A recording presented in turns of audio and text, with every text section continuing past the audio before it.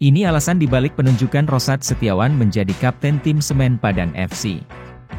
Jelang kick-off Liga 2, Minggu 10 September 2023, tim kebanggaan, Urang Awak, Semen Padang FC terus memantapkan persiapan.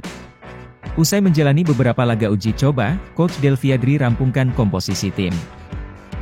Satu isu krusial yang menarik adalah perihal kapten tim Kabau Sirah. Dengan tidak diperpanjangnya kontrak Escobar, Rudy, dan Vendry Mofu, praktis nama Rosad Setiawan muncul ke permukaan. Kepada Minang 1, Kamis 7 September 2023, Head Coach SPFC Delviadri mengkonfirmasi perihal tersebut. Menurut legenda SPFC ini, Rosad memiliki kapasitas untuk memimpin tim. Pemuda asal Lubuk Basung ini dinilai memiliki pengalaman tinggi membela Semen Padang FC dan punya jiwa kepemimpinan dalam tim.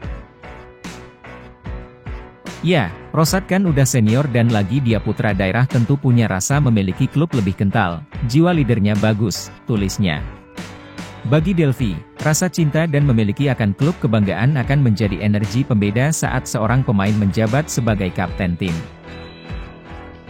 Tak hanya bagi Rosad, tapi untuk seluruh pemain, saya rasa inilah saatnya untuk membangkit batang Tarandam.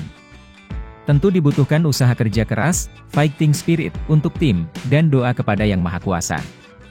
Semoga kita bersama bisa kembali ke level tertinggi sepak bola nasional, harap Delvi.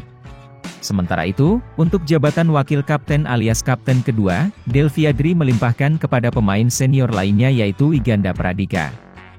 Bagi Delvi, kegigihan dan loyalitas Wigi selama berseragam SPFC cukup untuk meyakinkan dirinya menunjuk fullback ini untuk menjadi wakil kapten Semen Padang FC.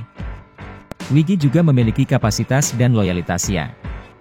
Di setiap tampil berseragam SPFC, ia bermain habis-habisan dan all out. Pantas kiranya saya beri kepercayaan menjadi wakil kapten, tutup Delvi.